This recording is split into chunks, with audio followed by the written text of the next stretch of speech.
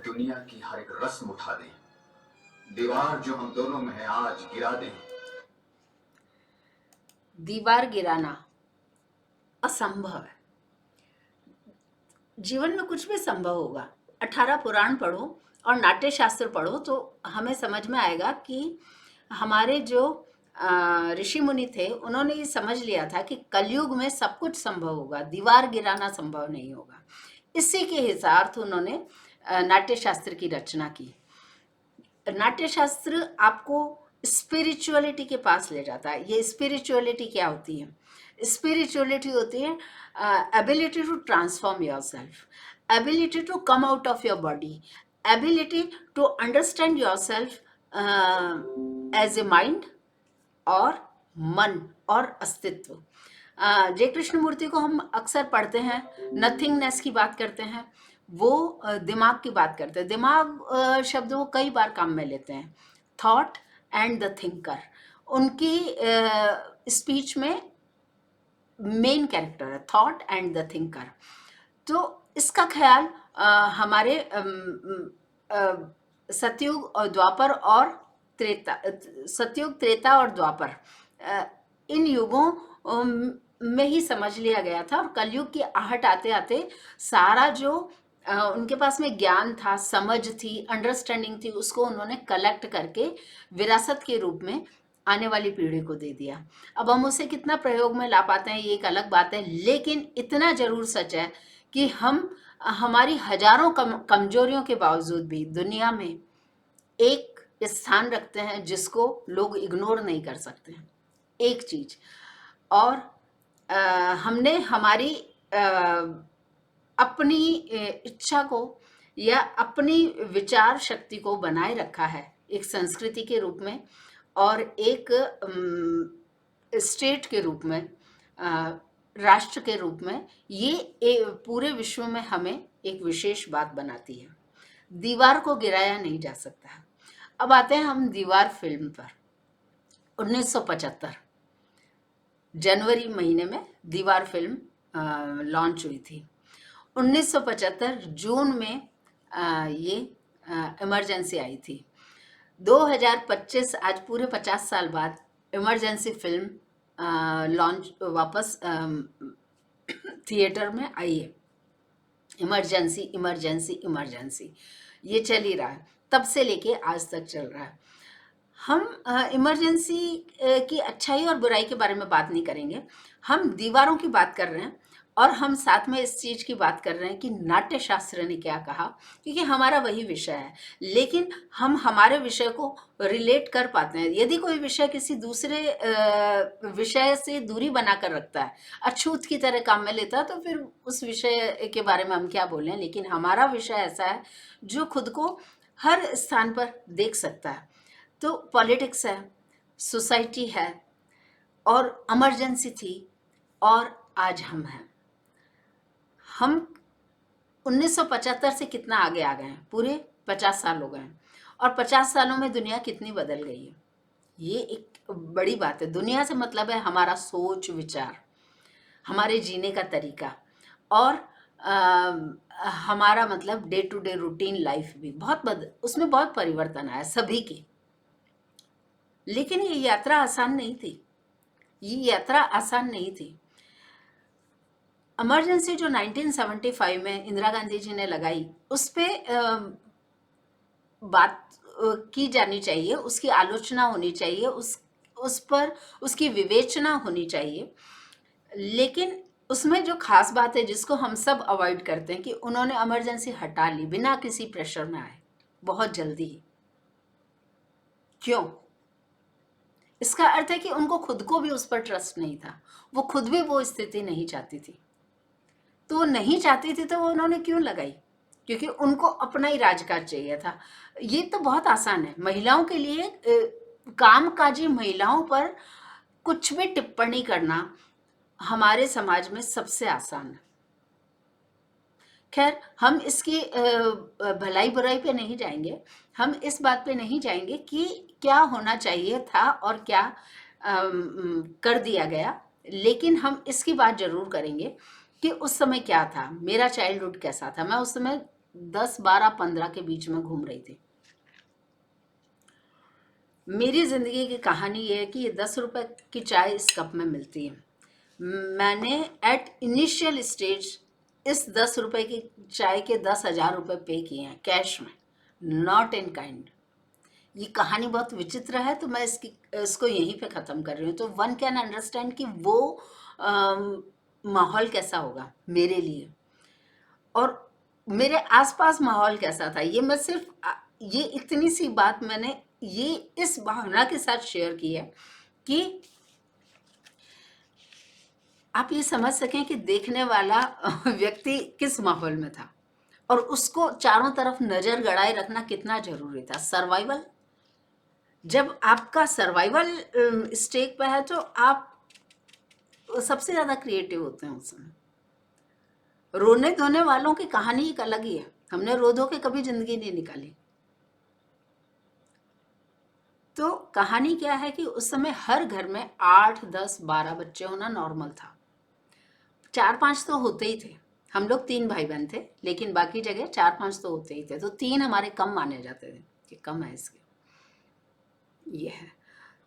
तो कहना क्या चाह रही हूँ मैं कहना ये चाह रही हूँ कि जब 5, 7, 8, 10 बच्चे होते थे ना, तो जो बड़ी बेटी होती थी ना, उसका काम सिर्फ माँ के पैदा किए हुए बच्चों को पालना ही होता था।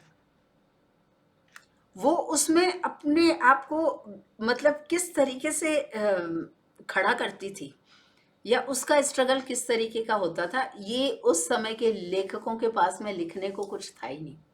धर्मयुग, साप्ताहिक हिंदुस्तान, ये कादम्बिनी और ये सब मैगजीन्स थी, लिखा जाता था।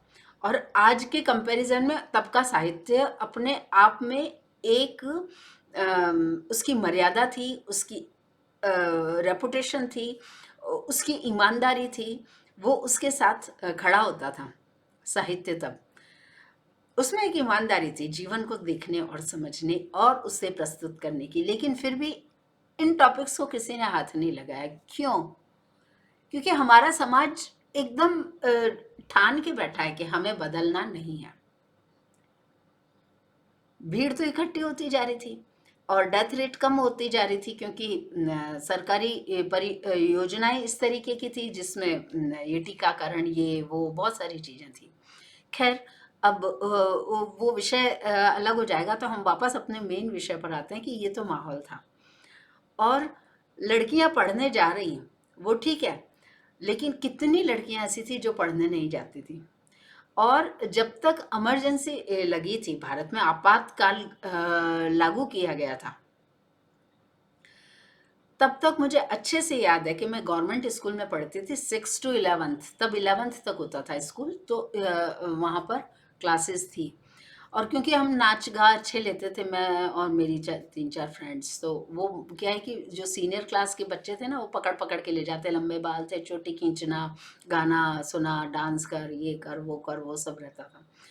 तो उनके साथ ये भी बहुत मतलब यानी मैं 10 साल की थी तो वो 15-16 की थी, मतलब 14 और 16 के बीच में उनकी शादियां हो जाती थी। 20 में लड़की बूढ़ी मानी जाती थी। और शादी और उसको लेकर मतलब क्या एक अलग सा दिमाग होता था, उसको लेकर एक क्या व्यवहार था, और उसको लेकर समाज में आज भी लोगों ने शादियां करनी छोड़ दी है, शादियां टूट रही हैं, ये है वो है। तब भी शादी की क्या रेपुटेशन है, क्या उसकी पोजीशन है समाज में, तो उस समय क्या होगी। कभी भी कोई भी स्कूल में पेरेंट्स आ जाते थे कि इस हमारे बच्चे को हम घर लेके जा रहे हैं, तो टीचर्स कहती क्यों लेके जा रहे हो अभी बीच में, तो बोले नहीं, सगाई करने वाला है तो सगाई करके जाएंगे इसलिए लेके जाएंगे, तो भेजते थे। और कपड़े भी यूनिफॉर्म थी, लेकिन किसी का कुर्ता बहुत नीचे है, किसी का कुर्ता बहुत ऊपर है, किसी ने स्कर्ट इतना पहन रखा है, किसी ने उतना पहन रखा है, कुछ ऐसा है वैसा। गेम्स भी होता था, सब कुछ है, लेकिन जैसे ही आपातकाल की स्थिति लगी, हमारी टीचर्स 5 टीचर्स तो ऐसी थी जो अनमैरिड थी, उनकी कहानी तो किसी और ही दिन सुनाएंगे। समाज आज भी कामकाजी महिलाओं को कितना डिमीन करता है, ये एक विषय है। वो कुछ कर नहीं पाता क्योंकि यहाँ पर पॉलिटिकल विल है।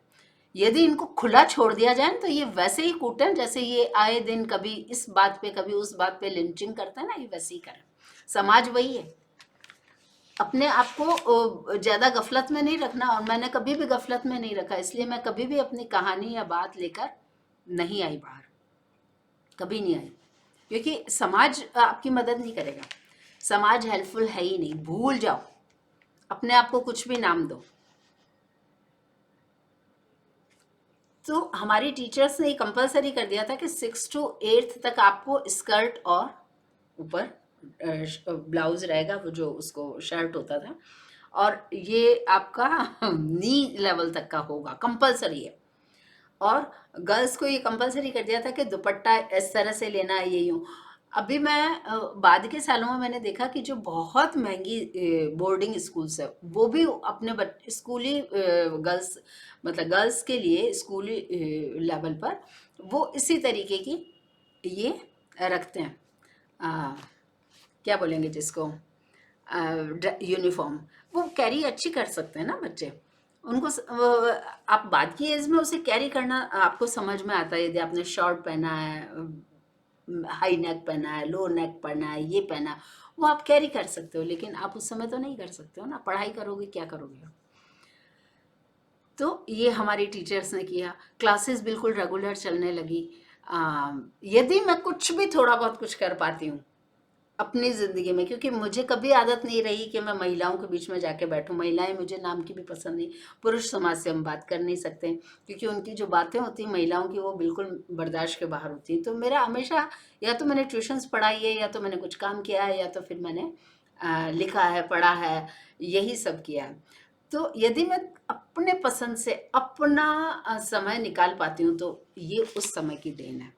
मेरी 3 4 5 टीचर्स इतनी अच्छी थी से मतलब good human being. Good human being से मतलब है कि आपको बोलना नहीं पड़ेगा, उनके पास में आपकी बात पहुंच जाएगी।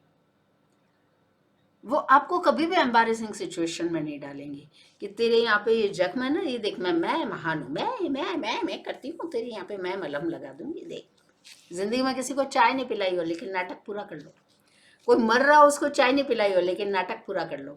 उनमें वो चीज़ ही नहीं थी। यदि उन्होंने देखा कि यहाँ पे एक जख्म है और ये ब्लीडिंग हो रहा है तो वो मलहम देके इस तरीके से जाएंगी कि आपको पता भी नहीं चलेगा, कि आप मतलब वैसे फील करो कि अरे देखो मेरे लगी थी, मैंने को देना पड़ा। वो दे वर ग्रेट ह्यूमन बीइंग्स।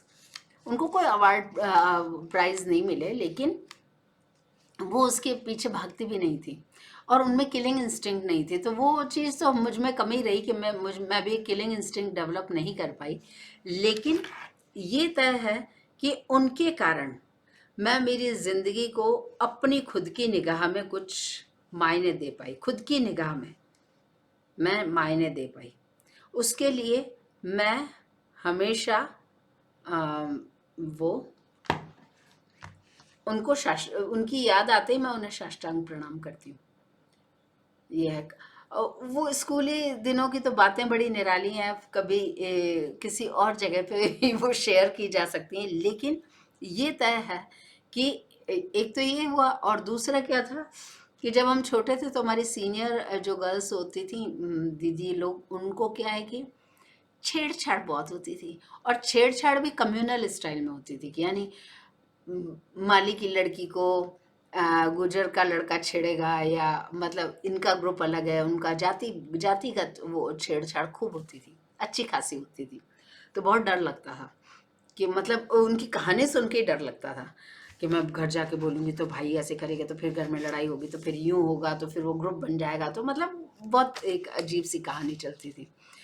पर कुछ ऐसा हुआ कि जैसे ही इमरजेंसी लगी तो वहाँ पे जो एसपी थे उन्होंने ये 2 4 5 बॉयज़ को उठा के चौराहे पे मुर्गा बना के, जो छेड़छाड़ कर रहे थे उनको मुर्गा बना के उन्होंने खड़ा कर दिया, बिठा दिया, मुर्गा बना के बिठा दिया।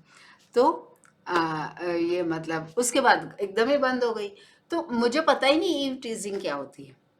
मुझे यदि परेशानी हुई तो महिलाओं से हुई है, मुझे कभी नहीं हुई परेशानी। मतलब उनकी कमेंट्स, उनकी जो बातें, मतलब उससे मुझे परेशानी हुई। मेरी ज़िंदगी में यदि किसी ने परेशानी करी तो महिलाएं थी। पुरुष समाज को तो यदि मैंने किसी को मेरे रिलेशन में या मेरे इमोशनल वर्ल्ड में मैंने किसी को जगह दी है तो परेशानी आई है, अदरवाइज कभी परेशानी नहीं आई। तो ये एक विशेष बात है इमरजेंसी की। ये इमरजेंसी का उस समय, और इमरजेंसी से भी बहुत पहले हमारी स्कूल में ये कंपलसरी था कि इलेक्शन होंगे। मैं खुद को इलेक्शन में खड़ा किया है, मतलब मेरी टीचर्स ले गई थी और उन्होंने कहा कि मतलब ये खड़ा होना पड़ेगा, कोई मिल नहीं रहा। लड़कियां डरती थी, बहुत बहुत डरती थी। और गेम्स कंपलसरी थे गर्ल्स के लिए, गवर्नमेंट स्कूल की बता रही हूँ, तब की, जब कंगना मैडम के लिए तो भारत आज़ाद भी नहीं हुआ था, ये तब की बात बता रही हूँ। कुछ भी बोलने से पहले मैडम कुछ तो सोचिए आप। हम समझते हैं कि महिलाओं का काम करना कितना मुश्किल है, हम समझते हैं कि we are a feudalistic society.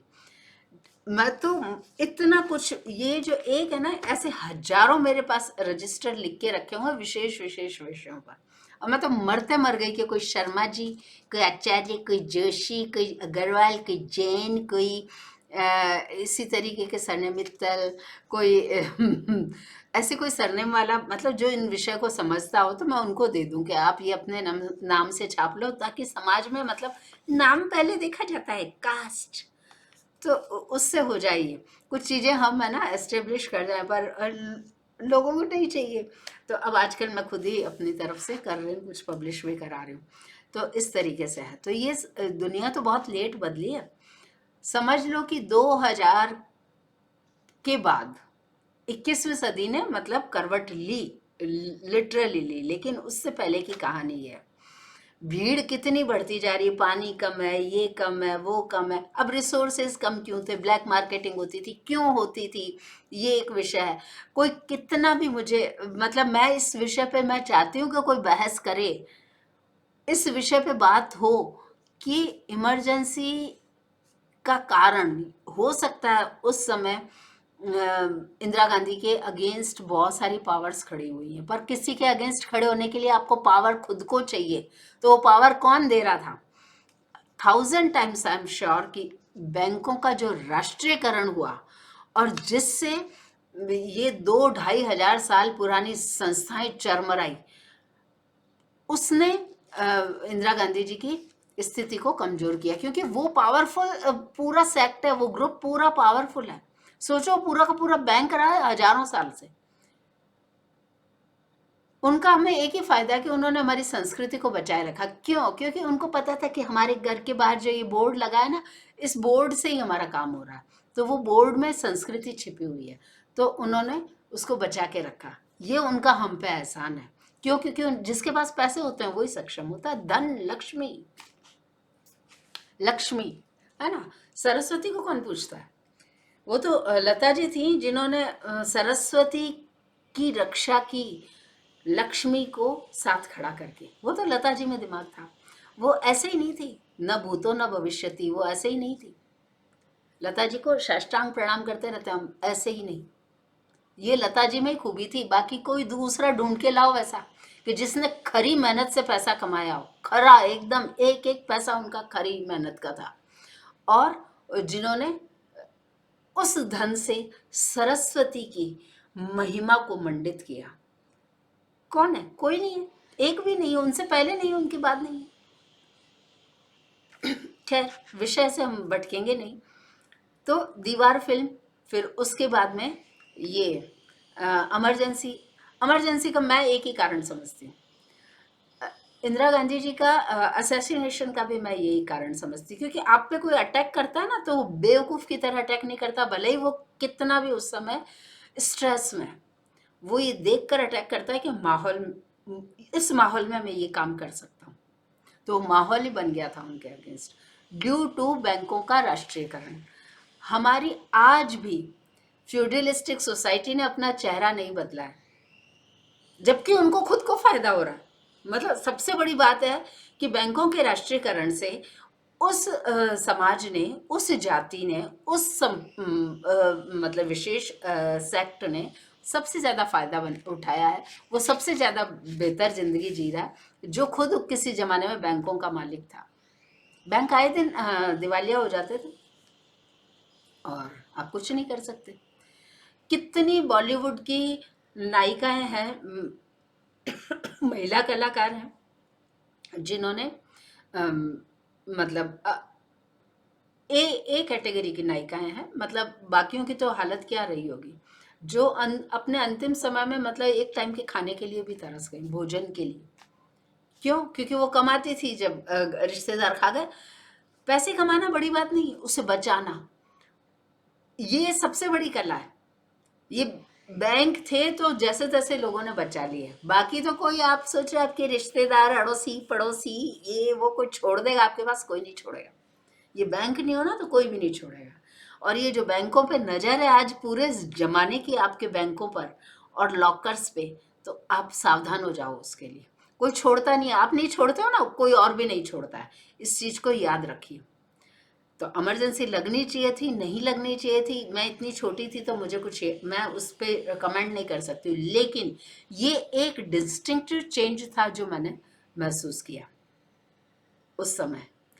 और कंगना मैडम ने यदि एक इमरजेंसी फिल्म बनाई है गांधी की नकल में, तो गांधी फिल्म ने परिस्थितियां दिखाई थी, वो सरकमस्टांसेस दिखाए थे। गांधी को तो दिखाया, वो पैरेलल चल रही थी गांधी की कहानी, लेकिन उसके पैरेलल जो मेन जिसका रोल था वो थी उस समय की परिस्थितियां।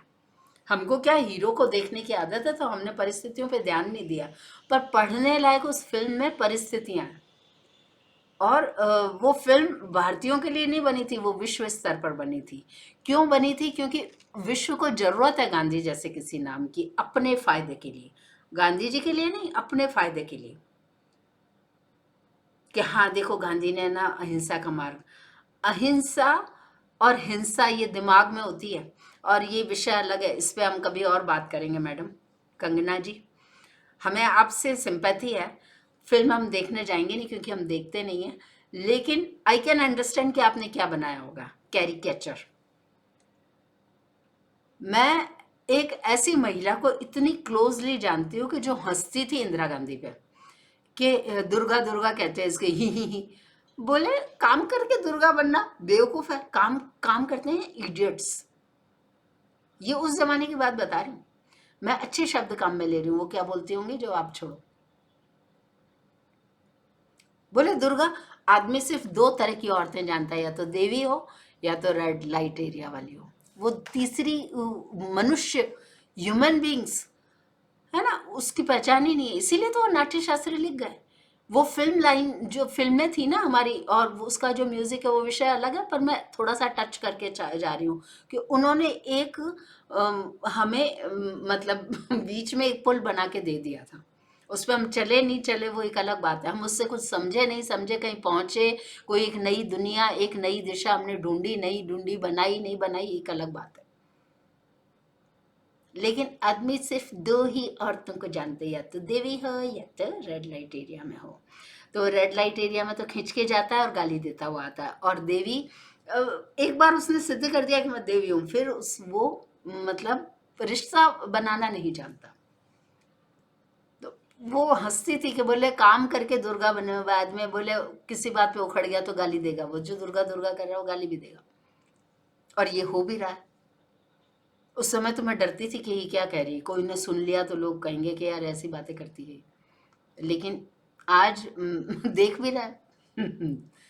तो इमरजेंसी का माहौल क्या था, मैं एक 12 साल, 10 12 15 साल की बच्ची के हिसाब से बता रही हूँ, और उस समय की लड़कियां अपने माँ के पैदा किए हुए बच्चों को पाल रही थी। 80% की बात कर रही हूँ, आई एम नॉट सेइंग कि हर घर में ऐसा होता था।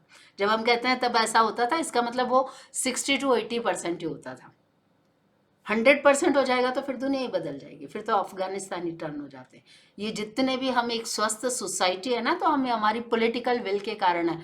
मेरे जैसी हजारों महिलाएं हैं जो न अपने रिश्तेदारों के कारण जी रही हैं, न अपने परिवार के कारण जी रही हैं, न समाज के कारण। ये लिंचिंग करके छोड़ दें। ये ऐसे नहीं है कि उसने जय श्री राम ने बोला तो लिंचिंग कर दी, उसने ये किया तो लिंचिंग कर दी, किसी को भी पकड़ के करेंगे। ये इतने फ्रस्ट्रेट हैं, भयानक फ्रस्ट्रेट हैं ये। आप माहौल बनाओ, माहौल देखती तो आपको समझ में आ जाता कि इंदिरा गांधी क्या चीज थी। कैसे हो सकता है कि कोई 100% ठीक हो और आप उसमें कमियां नहीं ढूंढो? लेकिन आप मतलब औरों की तरह यही बात कह रही है कि ना वो ना मतलब power, she was running for power.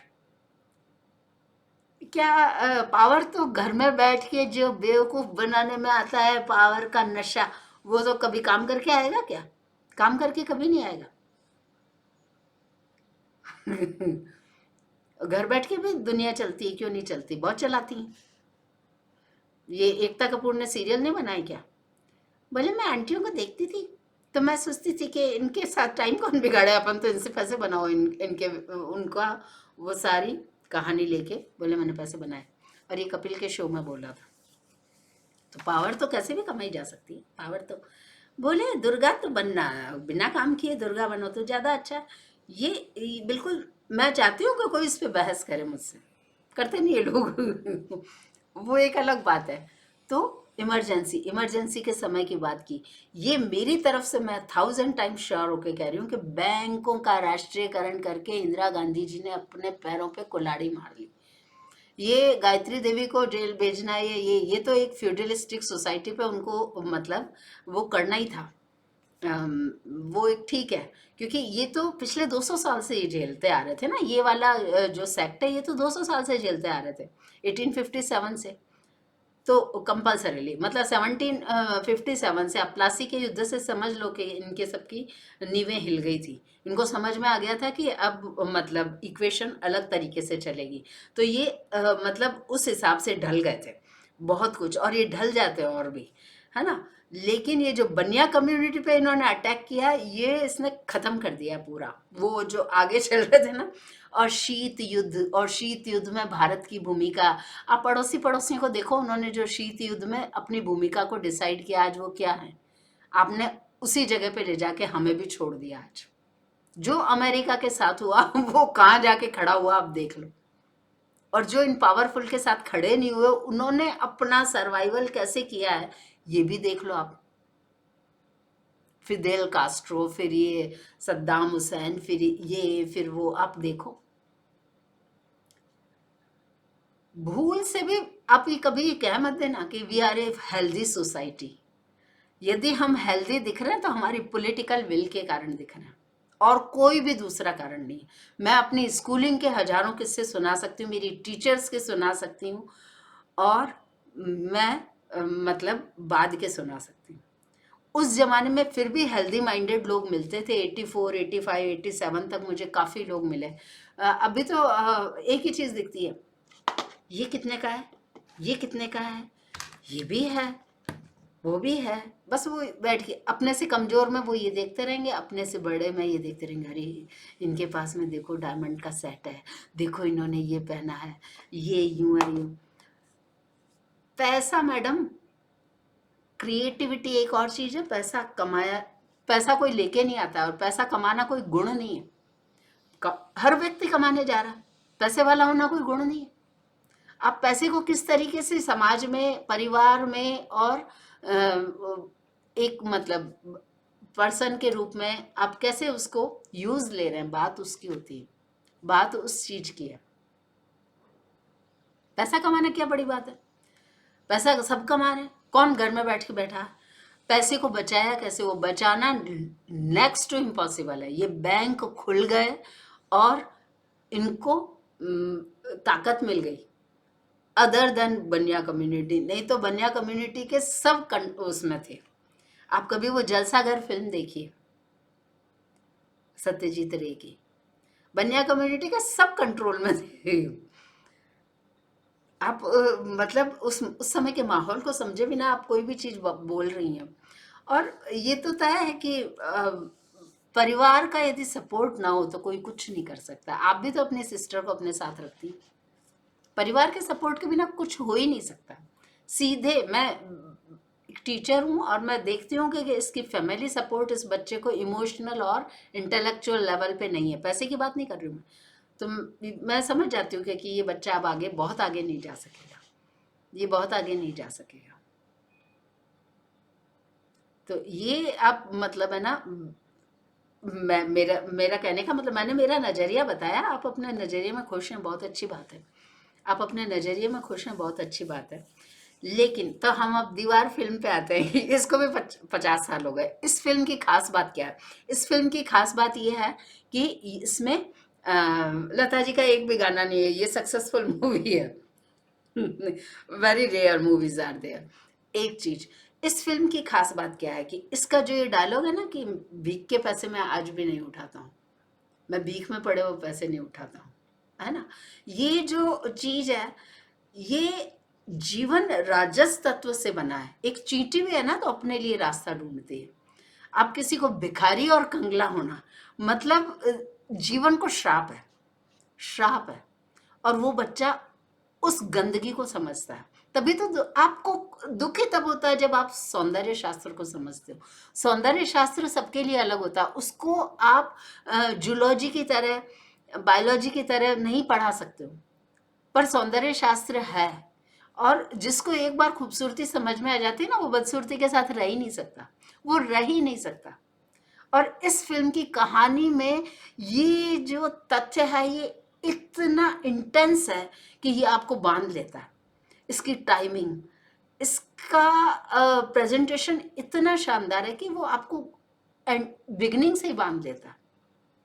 इसके जो 3 पात्र हैं मुख्य, माँ और 2 बेटे, तीनों एक दूसरे के साथ दर्द में जुड़े हुए हैं, लेकिन तीनों एक दूसरे से कितने अलग अलग हैं, जुदा जुदा हैं, अकेले अकेले हैं, वांडरर हैं in their own world, lonely हैं। और वो अकेलापन वो संभाल के कैसे समाज में जीते हैं, ये बहुत ही खूबसूरती से इन्होंने इस फिल्म ने लेके आई। ये फिल्म आपको शुरू से एलिवेट करके चलती है, और जब वो खत्म होती है तो आपको समझ में नहीं आता कि अब आप कहाँ हो, आप गिर जाओगे। ये स्थिति है इस फिल्म की। परवीन बॉबी का जो कैरेक्टर है, जो उन्होंने इसको बाहर लेकर आई हैं, कितने अकेले हैं 2 लोग एक साथ, और वो उस अकेलेपन के कारण एक दूसरे को झेल रहे हैं। वो दोनों एक दूसरे का अकेलापन समझ रहे हैं। वो एक दूसरे के साथी या सहयोगी या जिसे कहते हैं कि एक दूसरे का हेल्प नहीं कर सकते हैं। वो नहीं बन सकते एक दूसरे के साथी या सहयोगी, लेकिन वो एक दूसरे को पहचानते हैं बहुत अच्छा, अकेलेपन के कारण। और उस पहचान के कारण वो उस रिश्ते को बनाए रखना चाहते हैं। उस रिश्ते में जो, ऐसे रिश्तों में जो एक खूबसूरती होती है, वो सब से दूर है, क्योंकि वो जिन रास्तों से चलकर आए हैं वो उस खूबसूरती को अब नहीं ढूंढ सकते हैं। लेकिन क्योंकि वो एक दूसरे को पहचानते हैं, तो वो दोनों एक दूसरे को पकड़े रहते हैं। हर तरह से वो एक दूसरे के साथ रहना चाहते हैं। इस कैरेक्टर को, इस विशेषता को दोनों ही कलाकारों ने इतनी खूबसूरती से बाहर लाया है कि मतलब उसके लिए क्या बोले। और खलनायक तो हमारे यहाँ पर हमेशा ही बड़े शानदार होते हैं। उनकी चाल ढाल, कपड़े शानदार कपड़े, शानदार चाल, और फिर उसके बाद में उनका बोलना, उनकी आपस में बनती है बहुत अच्छी सी, ये उनका है।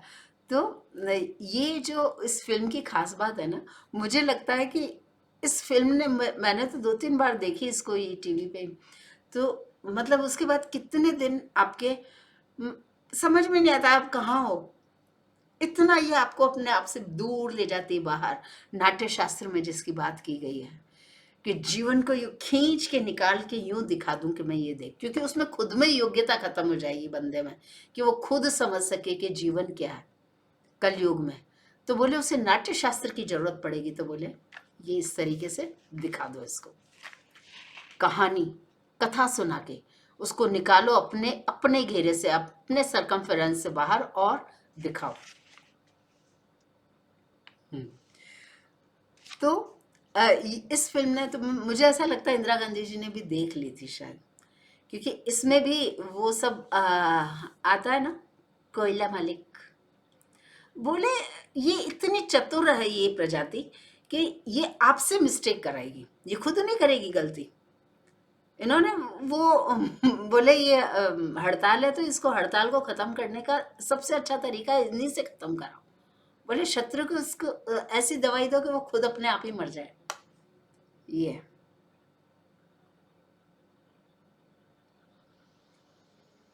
और वो जो सीन है, मतलब कुछ सीन तो इसके इस तरीके के हैं कि बस मुझे ये चीज़ मिल जाए, और वो नहीं मिल रही है तो मैं वो जो बिल्डिंग का पेपर है वो भी वो फाड़ के फेंक देता है।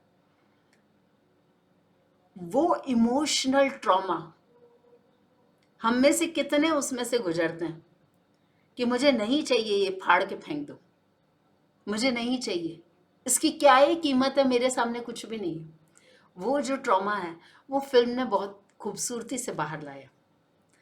तो वो कहीं इंदिरा गांधी जी पे असर कर गया, क्योंकि उससे पहले मदर इंडिया, गंगा जमुना और ये सब बनी है। और मुझे इस चीज़ की खुशी होती है देख पढ़ लिख कर कि लोग ये कहते हैं कि ये उन फिल्मों की नकल है, लेकिन ये नकल उस फिल्मों की इसलिए होगी क्योंकि हमारी जो हिंदी बेल्ट के दर्शक हैं वो एक जमी जमाई कहानी पर ही बात करना चाहते हैं। तो वो उन्होंने फॉर्मेट भले ही वो लिया है, लेकिन उसका जो इवोल्यूशन है वो उनका एकदम अलग है।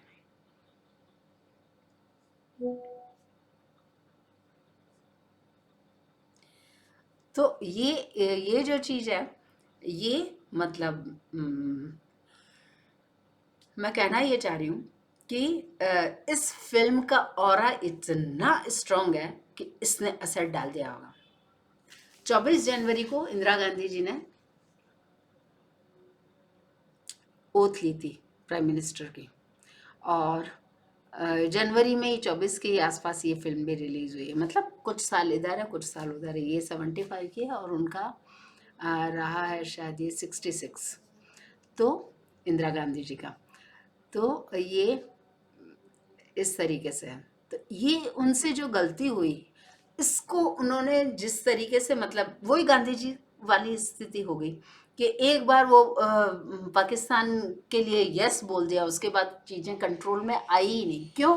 क्योंकि आपकी खुद की चेतना ने आपका साथ छोड़ दिया, आप खुद अंदर से हिल गए हो, आपका खुद पर ट्रस्ट खत्म हो गया क्योंकि आप खुद से नाराज हो गए हो। और ये चीज़ इंदिरा गांधी जी के साथ मैं ऐसा सोचती हूँ हुई होगी,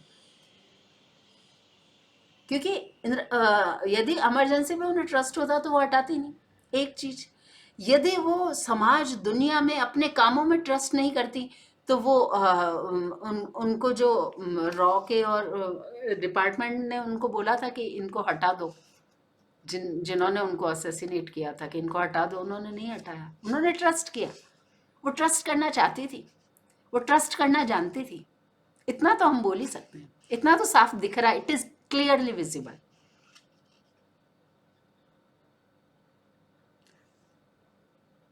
महिलाओं का जॉब में आना, सोसाइटी में, ये मैंने बताया ना कि वो 2-4 बॉयज को उन्होंने चौराहे पे ले जाके कूट काट के मुर्गा बना के खड़ा कर दिया कि लड़कियों को छेड़ोगे, लो छेड़ो। उसके बाद वो बंद ही हो गया। मैं मुझे कभी फेस नहीं करना पड़ा, टच वुड, कभी नहीं फेस करना पड़ा।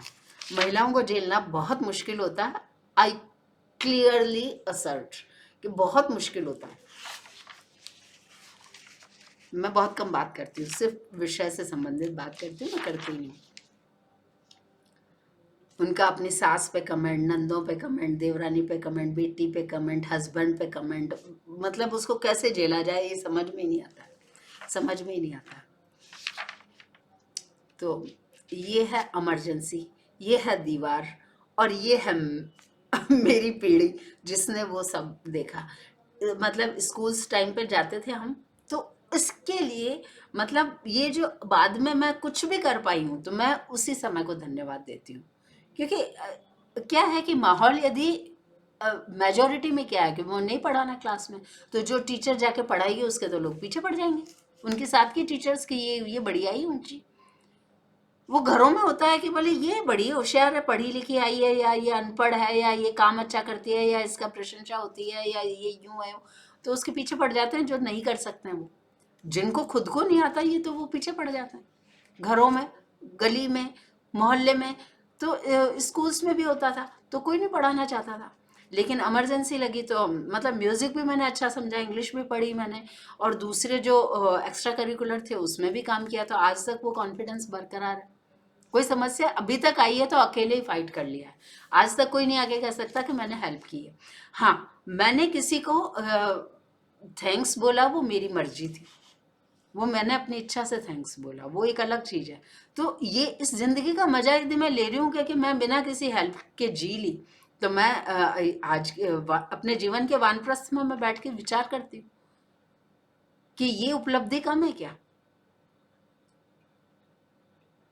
ये उपलब्धि कम है क्या भगवती के लिए और भगवान शिव के लिए? काल, महाकाल और प्रकृति, इन्होंने जिस माहौल में मुझे छोड़ा था, तो उसमें हमने यदि जीवन को प्रणाम किया, जीवन की रक्षा के लिए जो भी कर सकते थे वो हमने किया। जीवन क्या है ये डेफिनेशन तो अब बहुत अलग विषय भटक जाएंगे हम। तो हमने उसके लिए किया, तो क्या वो देख नहीं रहे होंगे? शिव और पार्वती देख नहीं रहे होंगे? तो हम कर सके ना। पीछे मुड़ के देखो तो और किसी को भी थैंक्स नहीं कहा जा सकता है। थैंक्स तो बहुत दूर की चीज है, उनके नाम से ही डर लगता है, नाम से ही। थैंक्स तो बहुत दूर की चीज है।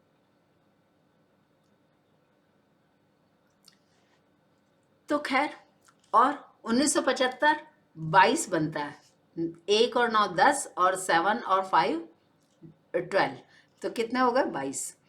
तो राहु का अंक आता है और ये चल रहा है हमारा 2025। 9 मंगल का अंक आता है, मंगल और राहु। तो अब मेरे ख्याल से आपने साल का वो थोड़ा गड़बड़ कर दिया। अब 22 का 22 में डालती ना तो ज़्यादा ठीक रहता। 22 इज़ वेरी मतलब टफ। ये जिसको फलेगा फलेगा, जिसको नहीं फलेगा नहीं फलेगा, ये है। और 1975 और भी कई मामलों में बहुत अच्छा रहा है। तो हम बहुत ज़्यादा बड़ी बात मैं बोल देती हूँ, तो मैं अभी इसको विराम दूंगी, विराम। इमरजेंसी, इमरजेंसी फिल्म और 50 साल और दीवार फिल्म। दीवार फिल्म पे कितनी बातें की जा सकती। It is an amazing presentation of minds, दिमाग का अमेजिंग प्रेजेंटेशन है कि आपका दिमाग आपको, आपके लिए एक अलग ही माहौल बनाता है, आपको जीना किसी अलग ही माहौल में पड़ रहा है, और दोनों के बीच में आपकी चेतना किस तरीके से रास्ता बनाती है। तो मर्द डू और डाई, डू और डाई, ये है इसका। बस वो गाना बहुत अच्छा है, मैंने तुझे चाहा तुझे पाया है, बहुत ही शानदार गाना है। आर.डी. बर्मन को अनेकों अनेकों प्रणाम, साष्टांग प्रणाम। आशा जी को, किशोर कुमार साहब को। तो इमरजेंसी आपके लिए क्या है, मेरे लिए क्या है, यदि आप शेयर करना चाहेंगे तो हमें बहुत खुशी होगी, क्योंकि आ, आ, हम लोग ऐसे शौकिया कुछ बात नहीं कर रहे हैं, बात बहुत गंभीर है। और इस गंभीर विषय को यदि शेयरिंग मिल जाती है विचारों की, तो उस पे काम ज़्यादा होता है। Thank you, thanks for being there with me. सत्यमेव जयते। भारत माता की जय।